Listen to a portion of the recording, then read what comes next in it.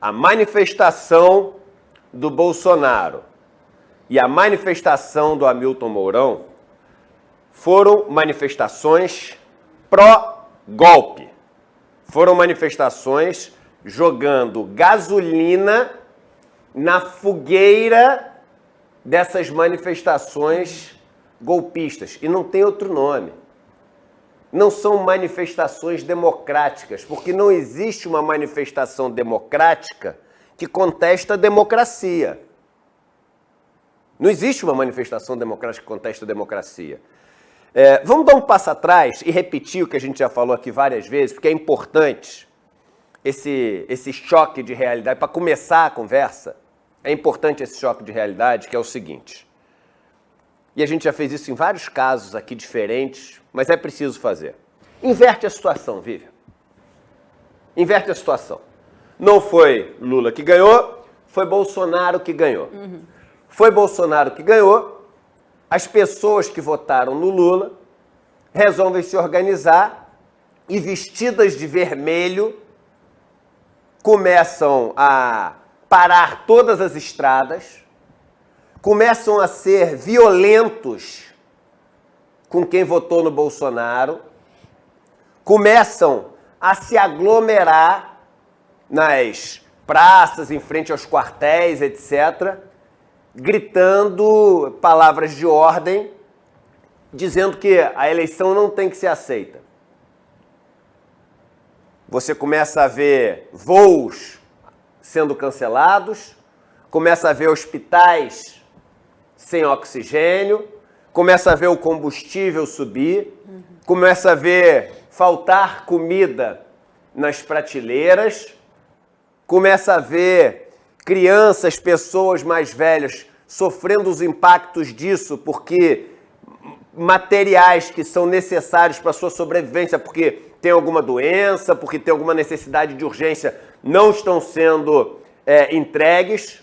Como você acha que seria a reação das instituições? Se nas estradas fosse o MTST, se fosse o MST, pneu queimando, tudo parado, era tiro, porrada e bomba. Exatamente, ia estar pedindo investigação, que é o que a gente tem hoje. Que pedindo investigação, tiro, porrada e bomba, era exatamente. Tiro, porrada e bomba. É isso. Você pega o seguinte, pega e muda o perfil das pessoas. Em vez de várias pessoas com aquele perfil ali, 40, 50 anos, né? Mais ali umas louras mais velhas, uns senhores, né? Cabelo branco, meio assim, típico, o estereótipo da classe média, assim, né? Que quase aposentado ou aposentada, pega isso e põe uma molecada jovem negra fazendo esses protestos. Tiro, porrada e bomba. Então, eu gosto de começar assim, e talvez você já tenha ouvido falar muito isso nas redes, mas isso talvez seja uma das coisas mais importantes. O que a gente quer dizer com isso? Quer dizer o seguinte: as nossas forças que carregam armas, porque o único monopólio que você tem em qualquer, né, regime democrático é o monopólio da força. Só o Estado pode prender. Só o Estado pode executar a lei. Só o Estado pode entrar, enfim, com os meios necessários para garantir a ordem. O ponto é, as nossas forças que carregam armas, as nossas polícias, as forças armadas, elas existem para proteger um grupo da sociedade de outro grupo da sociedade. É claro, isso não é uma generalização, mas é assim que funciona. E isso está muito claro. Isso é uma coisa que tem que ser mudada. Toda essa parcimônia, esse cuidado para ninguém se machucar, essa abordagem cordial. Ah, Eduardo, mas eu vi que teve ali um negócio que chegou ao choque. Novamente, eu não estou generalizando, mas, no geral, o que a gente está vendo agora é completamente diferente de como seria se tivesse um protesto da favela. E usando as palavras que usa, a favela desceu Não é assim que falariam? A favela desceu e bloqueou a pista. Ia começar uma... Pô, tem que... É o seguinte, não dá para negociar, tem que entrar dando porrada. Era assim que iam falar. E eu não estou defendendo entrar dando porrada. Eu só estou fazendo uma primeira constatação importante, né? De que o que está sendo feito mostra que as pessoas que carregam armas nesse Brasil e deveriam ser instituições de Estado, não são. São patrimonialistas, né? E estão ali a serviço de um grupo da sociedade. Segundo ponto, que é muito importante. Isso representa um risco da gente ter um golpe militar no Brasil? Da gente ter a anulação do resultado das eleições? Eu acho que muito pequeno. Não dá para descartar, mas é muito, muito, muito pequeno. Menos de 5%. Menos de 5%. 5% é 1 em 20, né? Então é menos de uma chance em 20. É muito pequeno. Mas então por que isso está sendo feito? Porque os efeitos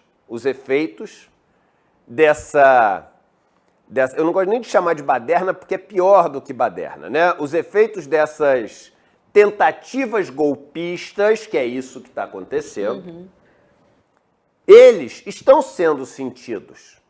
As pessoas estão perdendo, repito, seus voos, não estão tendo os remédios que tinham que ter, está começando a faltar comida, o combustível está subindo, e isso começa a gerar na sociedade um sentimento de urgência para solucionar esse problema.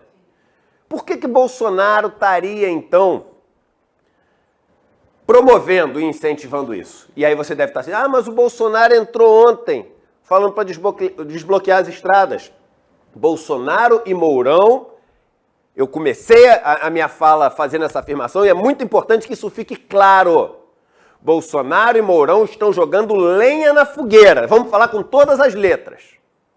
Bolsonaro e Mourão estão jogando lenha na fogueira, eles estão incentivando os atos golpistas antidemocráticos. Bolsonaro, em sua fala, esta última, incentiva as pessoas a irem para o que ele chama de praças, que na verdade é para frente dos quartéis. No começo, ele faz uma fala que incentiva as pessoas a protestarem e agora ele direciona as pessoas para frente dos quartéis. A do Mourão é ainda pior. E eu vi a grande mídia tentando interpretar o Mourão como se descolando de Bolsonaro. A do Mourão é muito pior. É um fio que eles chamam, né? São vários posts que na verdade é uma historinha que você põe no Twitter, por causa da limitação de caracteres que você tem ali. Mas o primeiro é o que aparece, é o mais importante. E olha o que o Mourão diz. Acreditar que isso é uma tentativa de apaziguar, que é um distanciamento do Bolsonaro, leia comigo e chegue à sua própria conclusão. Brasileiros, há hoje um sentimento de frustração, mas o problema surgiu quando aceitamos passivamente. Olha só, eu vou repetir essa frase. Para vocês entenderem como é sério isso. O problema surgiu quando aceitamos passivamente a escandalosa manobra jurídica que, sob um argumento pífio e decorridos 5 anos, anulou os processos e consequentes condenações do Lula. Mais lenha na fogueira do que isso não existe. Esse cara é um golpista. O vice-presidente da República e futuro senador da República é um golpista e tinha que ser punido. Punido por uma postagem como essa. Ele está convocando as pessoas a, desta vez, não aceitarem passivamente. Só não entende, só não vê isso quem não quer. Então, o primeiro ponto importante é: Mourão e Bolsonaro estão agindo pró-golpe. Mourão e Bolsonaro estão sendo golpistas, como sempre demonstraram ser. O Mourão ficou famoso publicamente quando, na última eleição, mandou aquele áudio que rolou nos WhatsApps, que era um áudio absolutamente golpista, falando, enfim, ataques ao STF, etc. Bolsonaro, Vivian, ele há 30 anos tem foro privilegiado. Ele vai perder esse foro privilegiado agora. E o que não faltam são crimes que ele vai ter que responder. Qual parece ser a intenção de Bolsonaro? Se eu falei que acho pequena a chance disso darem alguma coisa. Darem alguma coisa no sentido de anular o resultado da eleição, etc. Quanto mais confusão ele conseguir gerar, e é ele que está gerando, é importante dizer, gente, é importante dar nomes. Porque quando você vê os manifestantes falando, não põe o nome do Bolsonaro, senão pode ficar ruim para o nosso capitão. É ele o responsável por tudo isso. E Mourão ali agora sendo o cara que mais está colocando pilha. Talvez até para proteger um pouco o Bolsonaro, que se botar mais pilha do que ele está colocando, ele, enfim, se expõe mais ainda, né, para responder depois na justiça. Mas Bolsonaro, ele quer ver o circo pegar fogo para poder sentar e negociar. Olha só, a gente pode parar isso aqui, mas sabe o Bananinha? Sabe o Carluxo? Sabe o playboyzinho da Barra? Vocês vão aliviar para eles, né? Sabe o dono de mansão? Vocês vão aliviar para eles, né? E eu também, é o seguinte, eu quero um acordo aqui. Então tá com toda a pinta de que eles querem ver essa confusão crescer para poder, enfim, para poder depois usar isso como um instrumento de barganha, de negociação. É aquela história de criar o problema para vender a solução. Outro ponto importante. As instituições que deveriam estar funcionando para resolver esses problemas não estão. As instituições que deveriam estar funcionando para resolver esses problemas não estão. Começamos pela Polícia Rodoviária Federal. A Polícia Rodoviária Federal deu antes das eleições, no dia das eleições, já a maior prova, né, de que está aparelhada por Bolsonaro e está sendo usado como um instrumento para o golpe, né, parando os ônibus do Nordeste, fazendo aquelas blitz, etc. E no dia seguinte das eleições, ajudando, né, os bloqueios na estrada acontecerem. Então a Polícia Rodoviária Federal, que tem na sua direção um cara cheio de problema na justiça e com um DNA golpista antidemocrático, por isso escolhido por Bolsonaro, é um cidadão de extrema direita, é um cara de extrema direita. Então a Polícia Rodoviária Federal está, enfim, agindo a serviço de Bolsonaro. Não quer dizer que todo policial claro, da PRF é golpista, é de extrema-direita, etc., mas ela está sendo dirigida e conduzida para se prestar esse serviço. As polícias militares, elas estão tendo que lidar com grupos de policiais que também não estão obedecendo às ordens, e estão ali se identificando e quase que se misturando com os golpistas. Quer ver? Tem um videozinho, a gente tem, produção, aquele vídeo dos caras batendo continência. Vamos ver, olha que loucura, Vivian. Vamos botar aqui na tela, por favor. Aqui, vamos ver se tem som. Ah, não tem áudio. Ah, tem sim, olha o áudio. Ó. Não, esse áudio é importante. Olha só, de novo, ó. Olha isso. Por que é importante o áudio? Para a gente contextualizar. Olha só. Olha isso. olha isso, olha isso. Aí a corregedoria disse que já está investigando, aí eles vão falar, não, são 4 pessoas, o efetivo é de milhares e milhares de policiais, você sempre vai ter alguns que... E tudo isso é verdade, e tudo isso é verdade. Mas, quando você tem um caldeirão borbulhando como esse que a gente está tendo, né? Exemplos como esse não podem ser tolerados. Não podem ser tolerados. E por que eu estou falando isso? Porque isso começa a puxar assim, o limite cada vez... E aí vai começando a ficar preocupante, vai começando a ficar perigoso. Porque aí você vê o policial fazendo isso, você fala assim, pô, eu posso então ousar um pouco mais na minha fala. Eu posso, de repente, quebrar esse negócio que eu não ia quebrar. Eu posso parar essa via que eu não ia parar. Eu posso, enfim, destruir esse carro, essa casa que eu não ia destruir. E começam a vir falas que são falas que as pessoas não percebem, mas começam a ser absurdas e muito, muito, muito perigosas e criminosas. Vamos ver o que o Nelson Piquet, que é uma pessoa, ele é um homem público, todo mundo conhece, né? Quem é o Nelson Piquet? É uma figura pública, todo mundo conhece quem é o Nelson Piquet. Ele é um formador de opinião, Nelson Piquet é um formador de opinião, e é um ídolo para muita gente.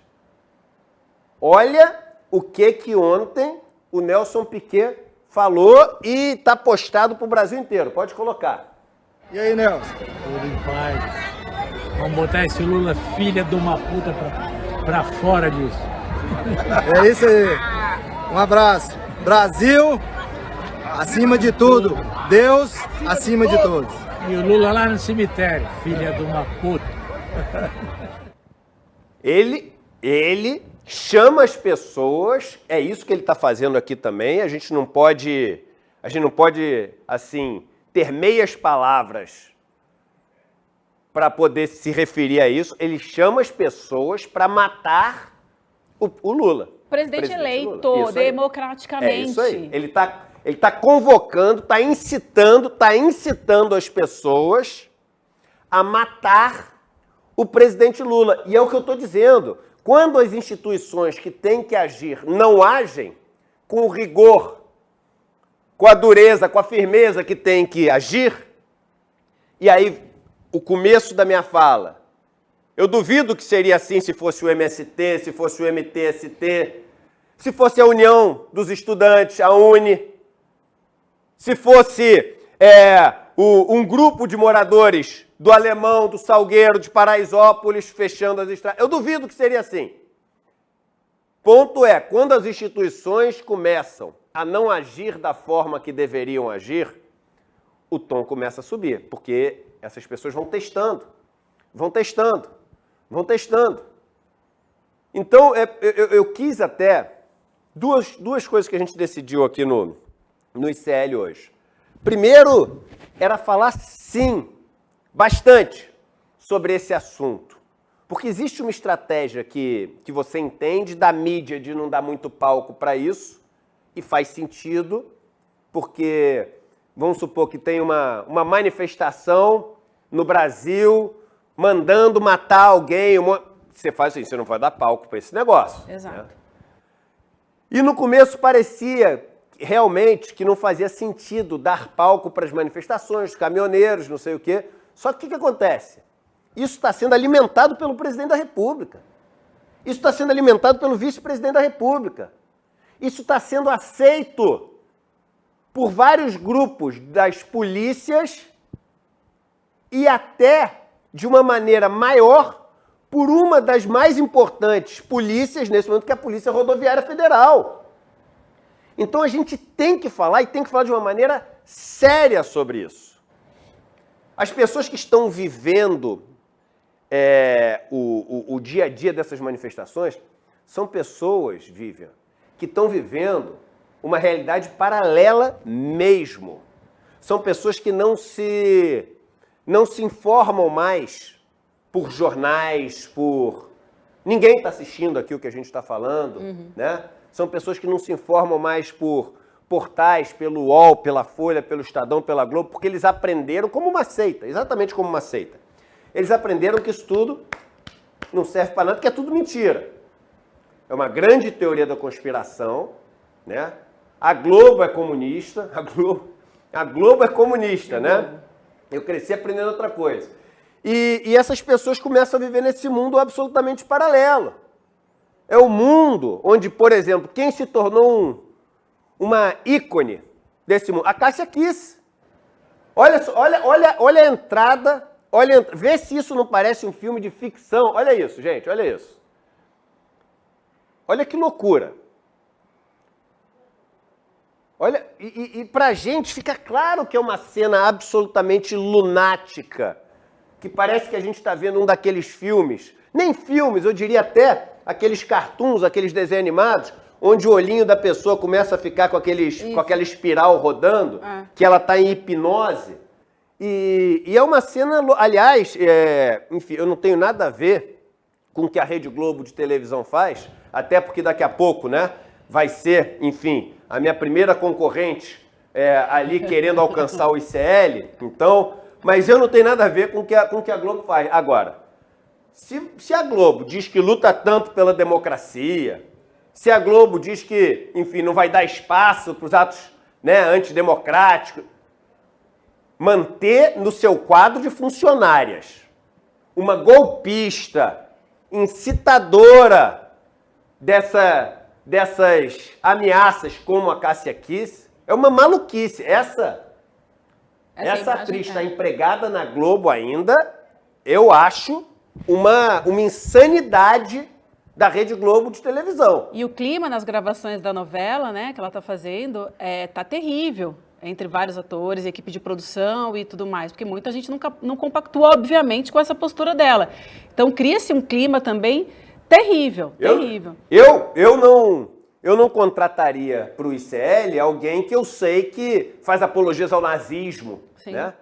Alguém que, enfim, fala do povo nordestino como a diretora do Flamengo, do Clube de Regatas do Flamengo, falou, né? Ângela Machado, acho que é o nome dela.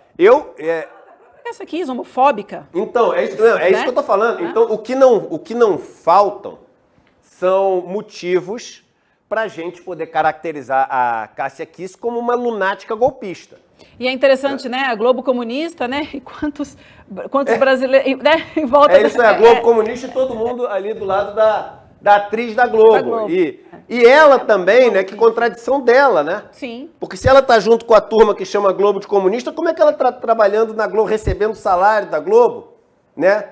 Enfim, tudo uma grande contradição. E aí a gente começa a ver cenas, e é importante a gente ter começado com esse tom mais sério, com esse tom de denúncia, para que essas cenas não caiam só no lado caricato. Eu acho até que cair no lado caricato, no lado engraçado, tem o seu papel de, com o humor, com a ridicularização, dar uma chacoalhada e falar, meu irmão, ó o mico que tu tá pagando, ó a vergonha que tu tá pagando em rede nacional. Tu tá sendo trollado por adolescente que tá mandando mensagem dizendo que o Alexandre de Moraes foi preso, de que a intervenção militar aconteceu. Deixa de ser otário, deixa de ser trouxa. Acorda, meu irmão, tu tá vivendo em outro planeta, né? Então, o lado cômico da história cumpre o seu papel.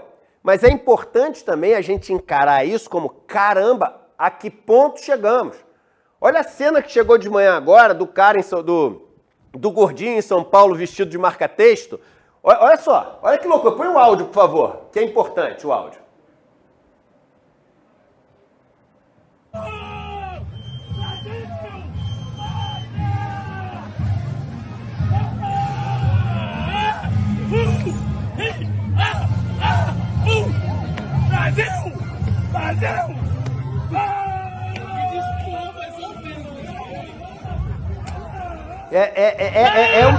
É uma alucinação coletiva. E essas pessoas, se você perguntar para elas, aí tem uma pequena entrevista, quem postou foi o Túlio Gadelha, mas várias pessoas postaram também, que ela é sintomática, sabe? Ela é importante porque mostra, essas pessoas não têm noção nem do que elas querem, mas elas estão muito frustradas E aí vem um ponto que é importante. Eu vou passar 5 minutinhos aqui só porque é muito importante esse ponto. Que é o seguinte, filho. Várias pessoas no Brasil que, enfim, tem todo tipo de ressentimento, né? Elas se apegaram a essa luta entre o bem e o mal como aquilo que dá sustentação à vida delas. Então a vida delas passou a ter sentido. E você ouve muito isso, parece até quase que papo de coach, a história do propósito. Mas realmente, se você não tem nenhum sentido, a tua vida ela fica insuportável. Tu tem que ter algum sentido na vida, né? A vida e o sentido mais nobre da vida, isso está em todos os textos sagrados, qual é? Servir. O sentido mais nobre da vida é servir. Servir ao planeta, servir ao próximo, servir às crianças, servir aos mais velhos, servir. Essas pessoas, elas encontraram pessoas, boa parte delas ressentidas, frustradas, tanto que a gente consegue estereotipar elas, porque é aquela pessoa normalmente de meia idade, de classe média, que, enfim, é bem o perfilzão que é do tio do WhatsApp que a gente fala. E é claro que a gente não está generalizando, mas são pessoas que encontraram sentido na vida, na guerra contra o bem e o mal, onde elas se sentiam empoderadas, vencedoras. E, de repente, vem um golpe que tira completamente delas o sentido. E elas ficam assim, não, mas e agora? Até. Órfãs, total, órfãs de sentido. Isso. E elas falam assim, e agora? E aí, vamos botar a entrevista agora, só para você ver. Quando perguntam, mas o que você está fazendo aqui? O que você quer? Põe pra gente ver, por favor. Vamos lá. O trânsito aqui completamente parado. Qual é o nome do senhor, meu filho? Ricardo. Ricardo, fica mais aqui assim, Ricardo. Ricardo, qual o objetivo dessa manifestação? Nós queremos um Brasil melhor. Não tá bom? Nós queremos um Brasil melhor. O que está acontecendo? Você quer um Brasil melhor? Nós queremos um Brasil melhor, meu amigo. Aqui, essa situação aqui é pelo Brasil, pela minha família. Nós queremos um Brasil melhor. Queremos que seja feita a coisa certa. O que está errado, para me entender aqui? O nosso Brasil está no momento de agora ou nunca. Meu filho, eu quero saber o que está acontecendo para poder ter a manifestação. Amigo, a televisão perdeu o crédito. Eu quero um Brasil melhor. Sim, mas por quê? O que está ruim? Explica pra gente o teu... Perdeu o crédito, nós queremos um Brasil melhor. Mas quem está no poder não é o Bolsonaro, meu filho? Você não está falando de política. Será que é o presidente que realmente está no poder? Se não é ele, eu não sei quem é. Pois é, eu quero um Brasil melhor. Resumindo, qual o meteor da manifestação? A televisão é sem crédito, amigo. Só isso. Tá aí o rapaz aqui da manifestação aqui, que não sabe nem falar o que realmente o teor da manifestação, nem explicar o que está acontecendo aqui. Qualquer semelhança com a participação do Onyx Lorenzoni no debate não é mera coincidência. Não é mera coincidência. Então, eu volto a dizer, são pessoas que estão... E quando você ouve ele falando ali no começo, dá aquela impressão, igual de filme de ficção, de que tem um chip no cara, de que tem um processo de hipnose coletiva, de que tem um processo de alucinação. Que ele tomou, não é possível. Isso, uma droga, alguma coisa, que o cara tá ali catatônico, né? O cara tá ali, enfim, travado e sem... Engraçado que o catatônico ou é quando você tá completamente sem conseguir se mexer, né? Ou quando você não tem o controle do seu corpo. São duas condições catatônicas, que vem até da etimologia da palavra, de cata, né? E tônica de tônus, do tônus do músculo, né? Então, cata abaixo do tônus, você não está com o tônus que deveria ter do músculo. Ou você perde o controle dos músculos, você está muito rígido. E o que quer dizer? Esse cara, não, a impressão que dá, ele está catatônico, ele não tem controle do que está acontecendo com ele. Ele não tem controle nenhum, ele está ali, ele é um instrumento de uma manada. Ele é um membro... Aí vem aquela história do gado que o pessoal fala. O gado é por causa disso. É do efeito de conformidade da psicologia social. O efeito de conformidade dá sempre como exemplo uma manada de búfalos. Bota um monte de boi, de vaca, porque é isso. Quando começa a correr numa direção, nenhum boi pergunta, mas o que aconteceu lá atrás? A gente está correndo do quê? Tem um leão querendo pegar a gente? Tem um lobo? Tem um cachorro? Não. Está todo mundo correndo, eu estou correndo. Por quê? Ah, porque para lá é melhor. Porque se eu estou correndo de lá, para lá, é porque para lá é melhor. É isso aqui. Por isso que é gado que o pessoal fala. E eu estou falando aqui num sentido até de psicologia social. Não estou falando de uma maneira ofensiva, agressiva, nem ridicularizando. Por isso é gado. Por isso é gado. Está agindo no efeito manada. Então, assim, o que está acontecendo é muito sério. Bolsonaro e Hamilton Mourão estão colocando pilha nessa história, estão colocando lenha. As forças de Estado que deveriam estar agindo não estão agindo corretamente. E a pergunta que eu me faço é o seguinte: os culpados nessa história toda, seja nas forças policiais, seja nas manifestações, seja no governo, Mourão e Bolsonaro, eles vão pagar por esses crimes? Porque são crimes. Tem gente morrendo em hospital. Tem gente que está ficando sem oxigênio, sem remédio, sem comida. Tem um monte de coisa subindo de preço. Tem gente que está perdendo viagem para estar no último dia com um parente que ia morrer e não está conseguindo viajar. Está perdendo. Já aconteceu uma vez na minha vida um caso super importante relacionado à questão de vida e morte e eu não consegui ir. Foi assim um dos maiores desesperos que eu tive na minha vida por causa de um problema no avião. E aí? Esses caras vão pagar pelos crimes que eles estão cometendo? Porque tem que pagar. Tem que pagar. Não tem essa de, agora começou outro dia, isso daqui a 3 dias ninguém mais lembra, ficou para trás. Não tem que ficar para trás. Não tem que ficar para trás. A gente tem que aprender nesse país a encerrar os problemas históricos com a solução, com a punição, com a responsabilização daqueles que causaram os problemas históricos. É aquela história seguinte: existe uma dívida que tem que ser paga. Isso é uma dívida que está sendo contraída por essas pessoas que são criminosas e uma dívida que vai ter que ser paga.